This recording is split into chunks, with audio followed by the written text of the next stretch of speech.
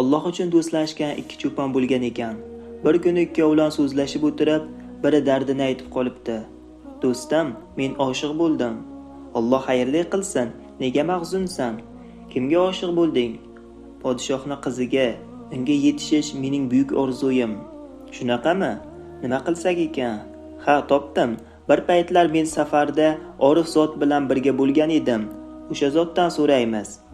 Ikki do'st o'sha Orif zotni oldiga borib, vaziyatni tushuntiribdi. Buning yo'li oson, debdi Orif zot. Falon yerdagi g'orga borasan, 40 kun tinmay Alloh, Alloh, Alloh deb zikr qilasan.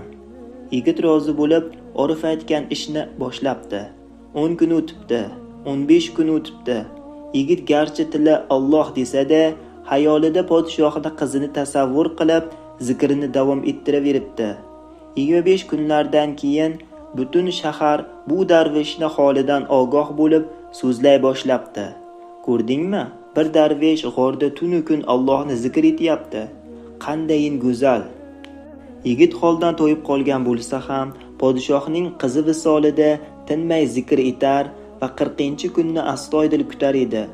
Bu gap so'zlar podshohning saroyiga ham borgach, vazirlar, podshohim, bilasiz, valilar kelgan joylarga Allohning barakasi nozil bo'ladi. Odamlarda muhabbat paydo bo'ladi. Qanday qilib u zotni shahrimizga olib qolsak ekan, deyishibdi. Saroyim oldiga bir saroy qursak, qabul etarmikan? Yo'q, Orif zotlar mol dunyoga qarashmaydi. Vazirlikni bersamchi, uni ham qabul etmaydi. Unda nimani maslahat berasizlar?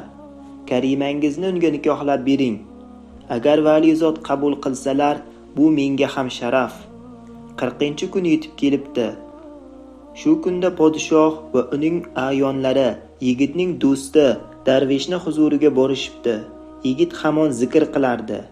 Yigit zikrni to'xtatishi bilan podshoh salom berib so'rabdi. Hazrat, sizning bu yerda bo'lishingiz bizga sharaf. Buyuring, sizga bir saroy qurdiraman. Keragi yo'q.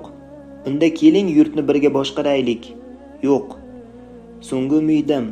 Meni bir qizim bor.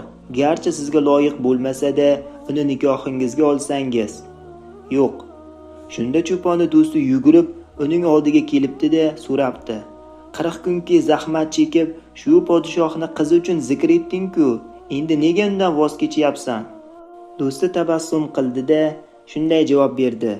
Men 40 kun podshohning qizi uchun Alloh deganimga, huzurimda podshoh va vazirlar tiz cho'kiyapti. Agar Alloh uchun Alloh desaydim, nelar bo'lmas